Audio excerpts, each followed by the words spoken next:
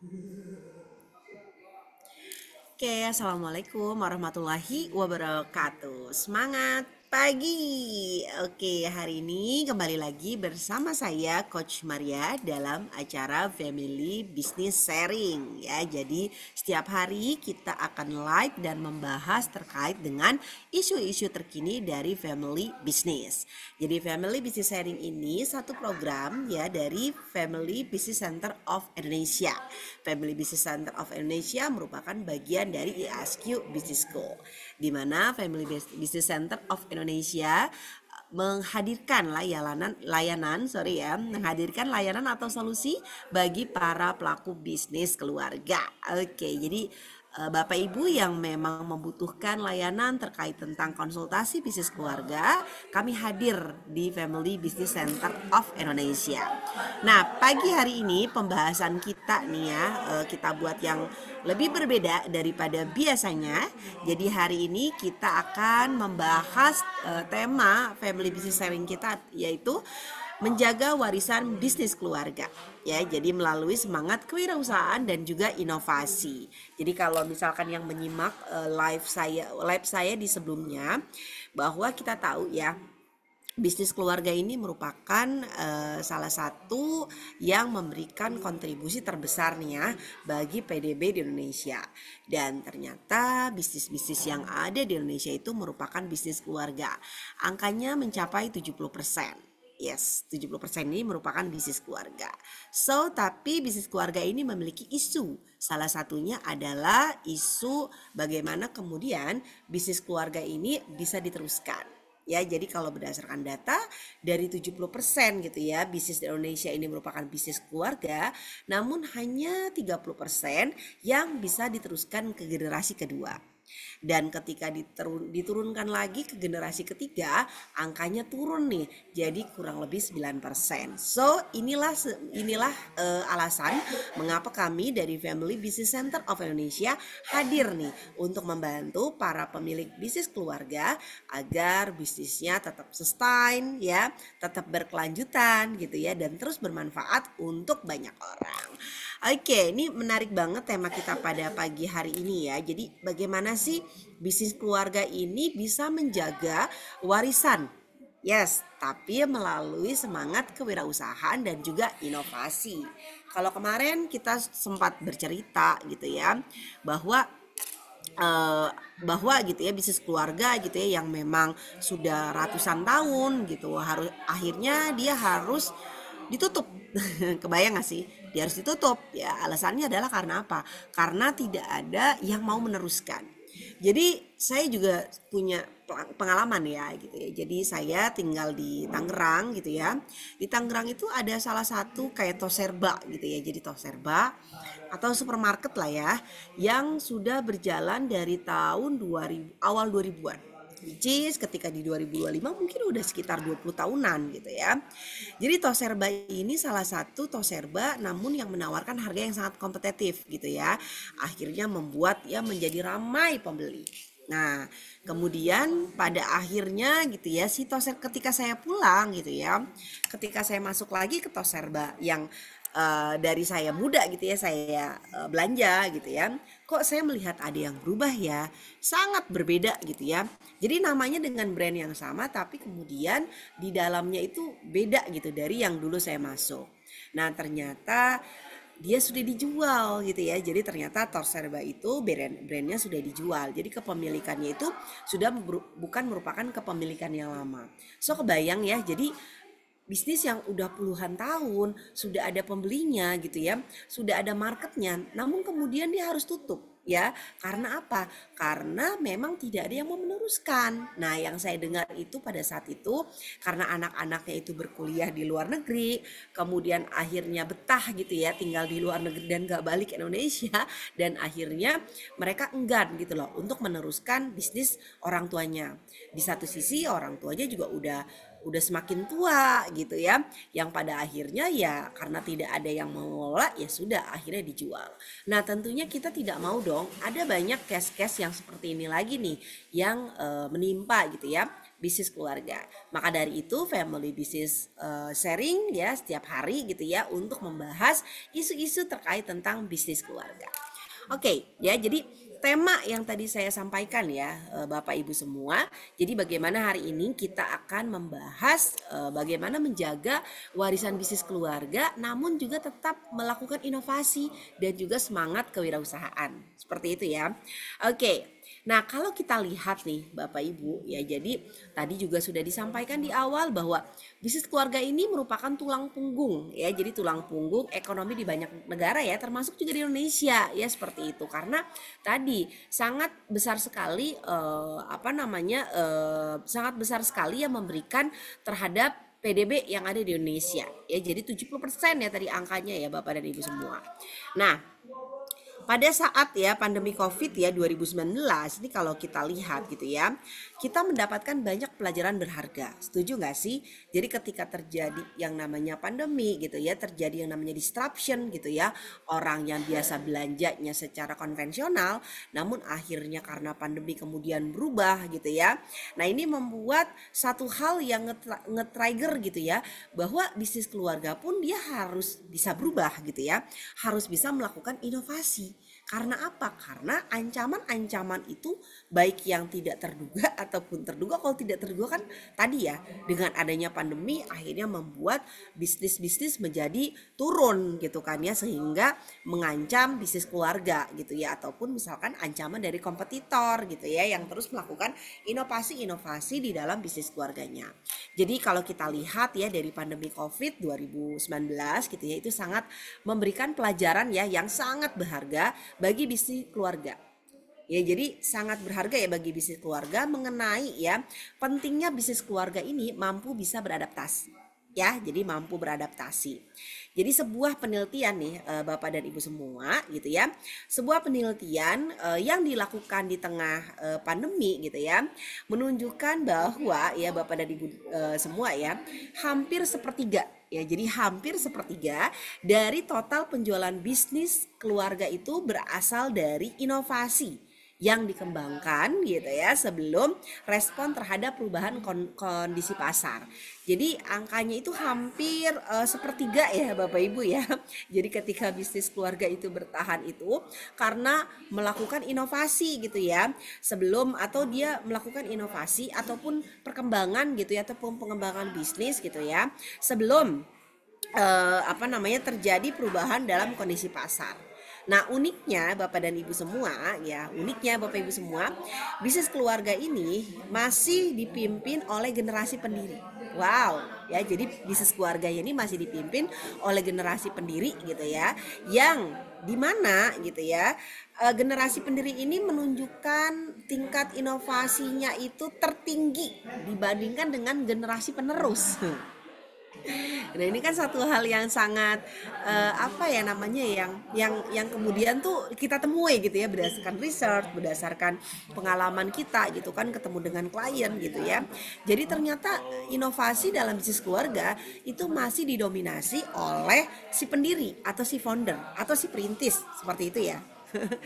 Nah ini unik sekali ya Bapak dan Ibu ya. Jadi masih tinggi ya dibandingkan dengan generasi kedua ataupun generasi ketiga. Jadi semakin tua nih bisnis keluarga gitu ya, maka semakin rendah tingkat inovasinya. Wah, menarik ya. Jadi semakin tua gitu ya usia bisnis keluarga, ternyata itu malah semakin rendah tingkat inovasinya. Kenapa? Karena tadi, jadi inovasi ini dalam bisnis keluarga itu lebih banyak dilakukan oleh generasi pertama atau founder ya, atau si pendiri gitu. Jadi semakin tua bukannya semakin melakukan inovasi, tapi malah sebaliknya. Jadi semakin tua usia bisnis keluarganya, malah semakin semakin sedikit gitu ya inovasi yang dilakukan ya, seperti itu ya, atau semakin rendah tingkat inovasinya. Nah, ini menjadi sinyal penting ya Bapak Ibu semua terhadap pentingnya semangat kewirausahawan gitu ya, dan perlu terus dipupuk dari generasi ke generasi berikutnya.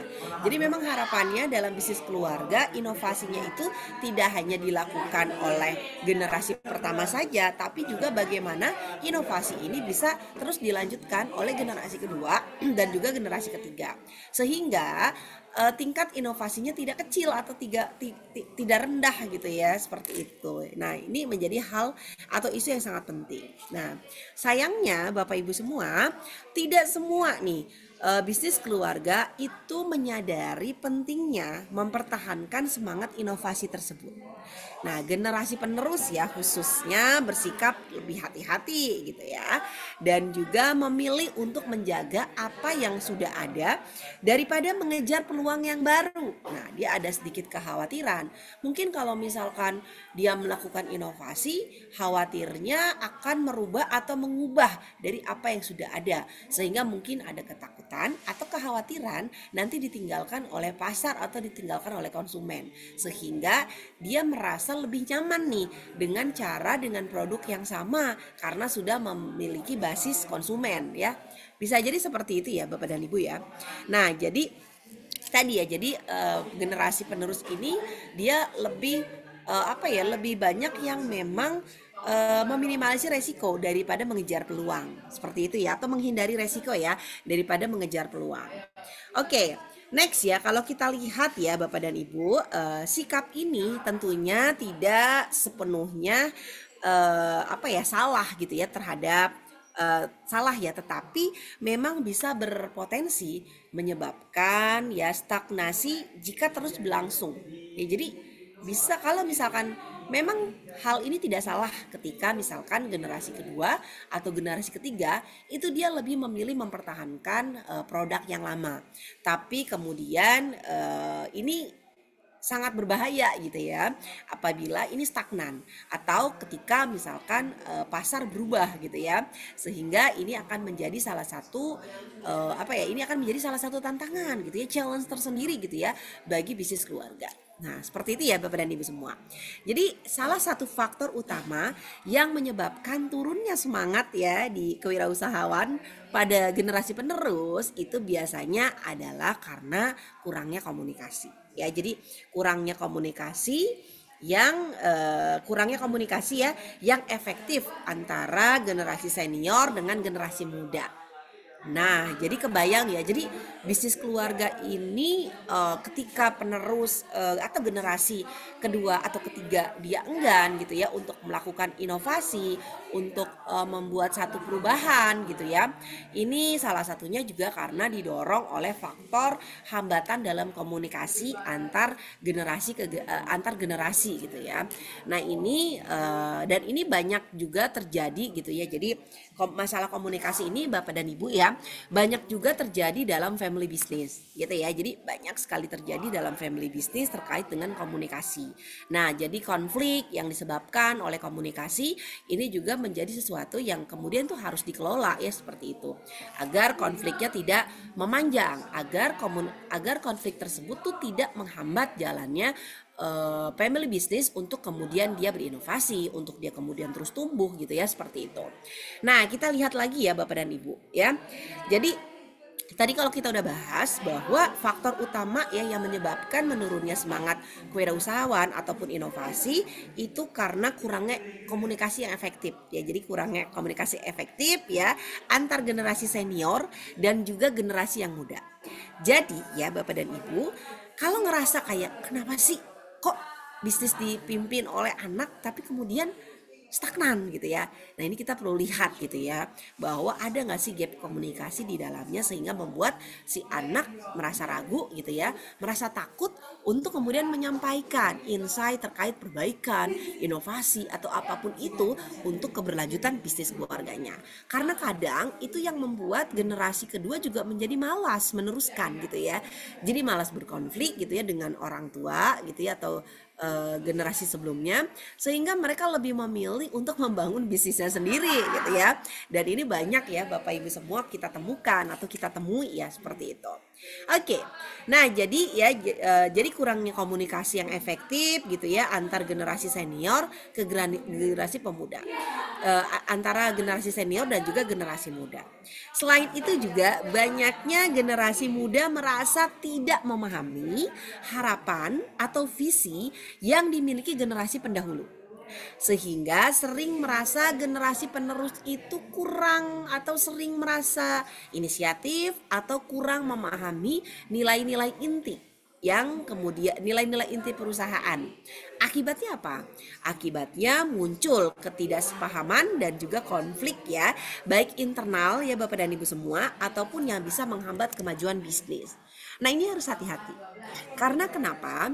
Karena ketika si founder atau si perintis gitu ya membangun bisnis gitu ya, maka dia mungkin sudah ada gitu, dia sudah menuliskan apa yang menjadi visi misi bisnis keluarganya atau apa yang menjadi values. Tapi ketika itu kemudian tidak diturunkan ke generasi penerus, maka itu akan membuat atau akan membuat menghambat kemajuan. So, jadi memang penting ya Bapak dan Ibu sebelum menurunkan bisnis keluarga, tapi juga kita perlu memahami bahwa generasi kedua ini dia perlu paham apa yang menjadi aspirasi founder. Jadi sebenarnya ketika kita ingin generasi penerus kemudian meneruskan bisnis keluarga kita, maka anak-anak kita atau penerus kita itu harus memahami why-nya dulu. Nah, terkadang why-nya ini hanya dipahami oleh si founder atau orang tua atau si ayah gitu ya, tanpa kemudian mentransfer atau kemudian menjelaskan kepada si anak. Sehingga anak ketika kemudian join dengan bisnis keluarga dan kemudian ingin melakukan perubahan, dia nggak paham dengan maksud visi misi yang mau dipertahankan, kemudian akhirnya dia membuat dengan cara-cara yang berbeda. Nah, itu akhirnya muncul kan konflik ya Bapak dan Ibu. Maka dari itu pentingnya gitu ya para founder di sini kemudian menurunkan atau kemudian mentransfer atau kemudian menjelaskan apa sih sebenarnya yang menjadi visi misi bisnis keluarga atau yang menjadi why-nya gitu ya Bapak Ibu, atau yang menjadi why-nya. Jadi si penerus ini harus paham gitu ya, why-nya itu apa, kenapa orang tua saya membuat bisnis ini gitu ya, apa sebenarnya produk yang mau dibuat, terus kemudian produknya itu harus dibuat dengan kualitas yang seperti apa gitu ya, atau kemudian bisnis ini tuh harus dijaga karena apa gitu. Nah, itu kemudian harus bisa dijelaskan, harus bisa diturunkan. Mumpung orang tuanya atau si founder masih ada, maka pentingnya aspirasi founder ini kemudian bisa diturunkan atau bisa kemudian dijelaskan gitu ya kepada generasi penerus ya, seperti itu. Agar apa? Agar tadi bisnisnya itu bisa terjaga. Nah, kadang mungkin bagi sebagian bisnis keluarga ini kesulitan gitu ya.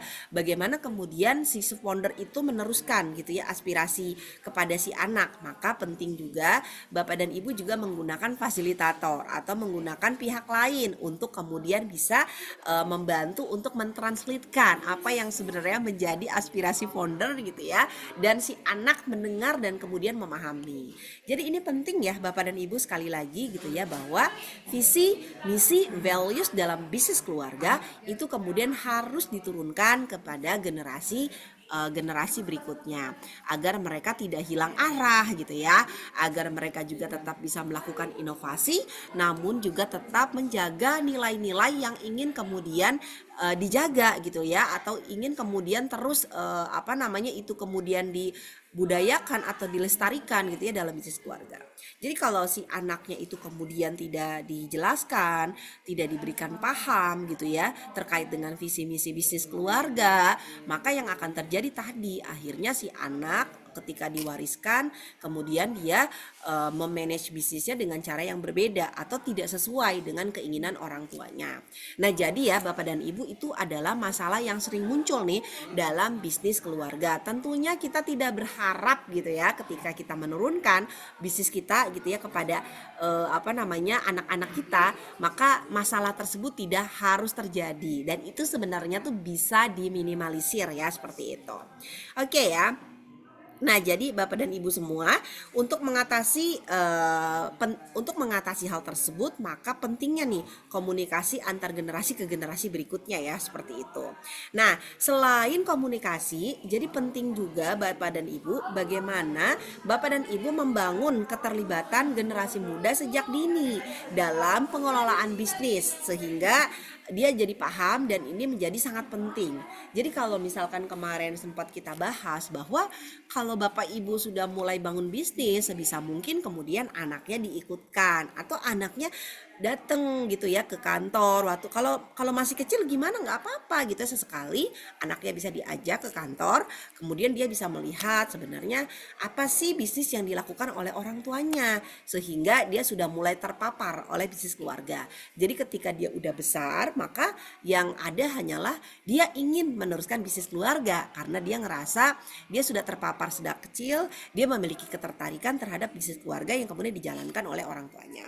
Karena kadang gitu ya, banyaknya gitu ya, karena tadi si anak tidak dilibatkan dari kecil gitu ya, kemudian dia akhirnya tidak terpapar, yang akhirnya kemudian dia memilih jalan yang lain atau kemudian dia memilih bisnis yang lain atau bisnis dia sendiri gitu ya, karena alasannya dia tidak paham dengan bisnis yang dijalankan oleh orang tuanya. Ini bukan menjadi passion saya gitu ya, dan lain sebagainya. Nah, ini jangan sampai ya Bapak dan Ibu semua. Jadi tadi selain membangun komunikasi, maka membangun keterlibatan generasi muda gitu ya sejak dini dalam bisnis keluarga itu menjadi hal yang sangat penting. Keterlibatan ini juga dapat berupa memberikan tanggung jawab nyata Bapak Ibu dalam proyek-proyek kecil, sehingga juga berkesempatan gitu ya untuk memimpin inovasi yang berdampak langsung kepada bisnis. Jadi generasi penerusnya juga perlu diberikan kesempatan gitu ya, agar apa? Agar dia bisa memegang proyek inovasi gitu ya, memegang gitu ya proyek kecil, kemudian dia bisa melakukan inovasi. Dia diberikan kebebasan bagaimana kemudian dia bisa mengelola proyek tersebut gitu ya, sehingga dari situ dia mendapatkan kepercayaan dan kemudian itu lebih mudah buat dia untuk kemudian dia melakukan inovasi. Seperti itu ya Bapak dan Ibu. Jadi sangat penting sekali gitu ya, tadi ya memberikan proyek-proyek kecil sehingga kesempatan untuk memimpin inovasi yang berdampak langsung nih pada bisnis. Nah, dengan cara ini generasi muda mendapatkan pengalaman yang nyata gitu ya, yang sangat berharga dalam mempersiapkan diri nih untuk mengambil alih kepemimpinan di masa depan ya. Oke. Nah, di samping itu pengembangan budaya perusahaan juga mendukung ya inovasi juga perlu diperhatikan. Bisnis keluarga yang sukses semuanya ini pasti memiliki nilai-nilai yang kuat nih untuk kemudian akhirnya diwariskan secara turun temurun ya. Namun selain nilai-nilai tradisional tersebut ya, bahwa penting juga nih untuk menumbuhkan budaya inovasi di mana ide-ide baru itu bisa dihargai, kemudian juga didukung dan juga dia diberikan ruang untuk kemudian diuji. Nah, perusahaan dapat menyediakan ruang eksperimen nih bagi para penerus bisnis keluarga berupa entah itu inkubator ide mungkin, atau juga dukungan finansial di awal mungkin gitu ya, atau mentoring ya dari profesional gitu ya, atau dari profesional ya yang berpengalaman untuk mengembangkan generasi muda agar juga mereka memiliki kemampuan, memiliki knowledge dan tentunya memiliki kesiapan untuk meneruskan bisnis keluarganya. Seperti itu ya. Oke, jadi Bapak dan Ibu ini menarik ya. Nanti esok juga kita akan meneruskan kembali ke topik yang berbeda. Jadi kalau sempat kita bahas tadi ya, bagaimana kemudian bisnis keluarga ini si foundernya ini harus bisa kemudian mewariskan nilai-nilai yang ingin dijaga dalam bisnis. Jadi bagaimana kemudian si para penerus ini paham dengan visi, dengan misi dari bisnis keluarganya. Jadi kalau misalkan kita ingin sebagai founder nih, anak kita meneruskan, maka kita juga sebagai founder ya, sebagai orang tua, kita juga harus bisa menjelaskan gitu ya, apa saja yang boleh atau tidak boleh dilakukan dalam bisnis keluarga, kemudian juga nilai-nilai apa yang harus kemudian dijaga, kemudian juga visi misi seperti apa yang harus kemudian dijaga, dan kemudian ketika dia melakukan inovasi pun dia sudah paham bahwa mana yang memang bisa terus apa namanya dilakukan tanpa misalkan merubah gitu ya, tanpa harus keluar dari nilai-nilai budaya yang memang sebelumnya sudah dibangun oleh si founder seperti itu. Nah, jadi itu yang pertama. Yang kedua tadi isu konflik ya. Jadi konflik ini menjadi sesuatu hal yang sangat banyak terjadi gitu ya. Masalah komunikasi atau gap komunikasi antara generasi pertama dengan generasi kedua sehingga menyebabkan banyak konflik seperti itu. Maka memang sangat dibutuhkan gitu ya fasilitator dari luar gitu ya untuk bisa membantu gitu ya mengalignmentkan komunikasi antara si generasi pertama dengan juga generasi kedua. Nah, itu ya Bapak Ibu yang menjadi catatan-catatan penting nih dalam pengelolaan bisnis keluarga. Jadi bagaimana kita ketika memiliki bisnis ya kita memang harus mulai mempersiapkan anak kita sejak dini ya. Anak kita sejak dini kita ajak gitu ya ke dalam bisnis keluarga kita ajak ke kantor, tujuannya agar si anak juga paham sebenarnya apa sih yang dilakukan oleh orang tuanya, bisnis apa sih yang dijalankan, sehingga dari kecil dia paham ya. Jadi sehingga dari kecil dia paham dan kemudian dia terpapar dia terpapar gitu ya dengan bisnis keluarganya gitu ya, sehingga ini sangat memudahkan orang tua ya ketika memang orang tua ingin kemudian anaknya bisa meneruskan ya. So ini menjadi hal yang sangat penting ya Bapak dan Ibu semua gitu ya, tentunya bagi Bapak dan Ibu yang memang ingin mulai bisnis keluarganya itu diturunkan seperti itu ya Bapak dan Ibu semua. Oke ya, jadi hal-hal menjadi penting ya, tadi komunikasi, kemudian tadi menurunkan juga aspirasi founder gitu ya, si anak juga harus tahu sebenarnya tujuan orang tua membuat bisnis itu seperti apa. Nah ya, jadi dari permasalahan tersebut gitu ya, kami dari Family Business Center F Indonesia memiliki solusi nih yang memungkinkan Bapak dan Ibu bisa membantu gitu ya mengalignmentkan antara orang tua dan si anak. Jadi kalau misalkan Bapak dan Ibu semua punya bisnis keluarga gitu ya, yang memang mau kemudian bisnis keluarganya diturunkan gitu ya, bisnis keluarganya diturunkan, present mau ya, yang kemudian bisnis keluarganya diturunkan gitu ya, maka kami memiliki satu program namanya adalah Family Business Sustainability ya gitu. Family Business Sustainability. Jadi program ini merupakan workshop ya Bapak dan Ibu gitu ya. Jadi kami sudah hadir ya, namanya workshop Family Business Sustainability. Kita udah masuk batch ketiga.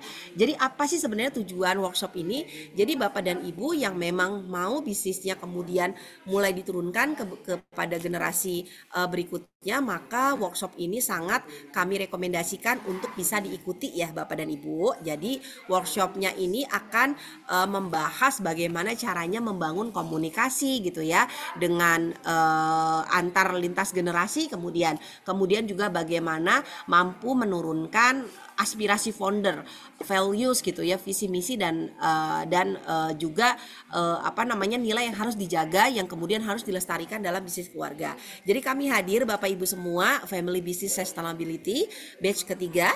Nanti kita akan ada di tanggal 25 sampai dengan 26 Oktober 2025 ya, seperti itu. Jadi dalam Family Business Sustainability Workshop ini Bapak Ibu semua bukan hanya mendapatkan workshop, tetapi juga mendapatkan talent DNA assessment. Kemudian Bapak dan Ibu bisa juga one-on-one coaching talent DNA untuk bisa menggali potensi yang ada dalam family membernya.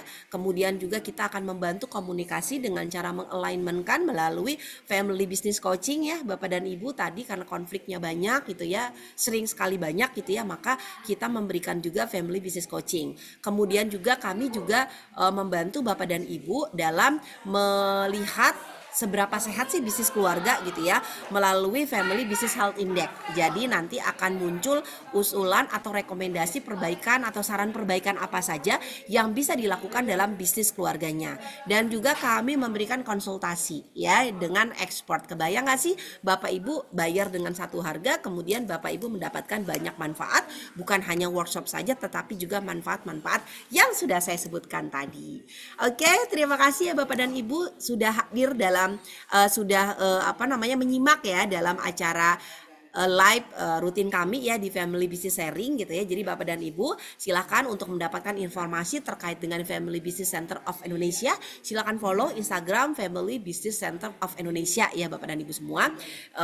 Untuk Instagramnya, kemudian juga silakan follow Second Generation, kemudian juga silakan follow YouTube kami, subscribe di Family Business Center of Indonesia. Karena di setiap Sabtu kami juga menghadirkan webinar-webinar yang Bapak Ibu bisa tonton tayangan ulangnya di YouTube Family Business Center of Indonesia. Terima kasih, saya Coach Maria, pamit ya, sampai ketemu.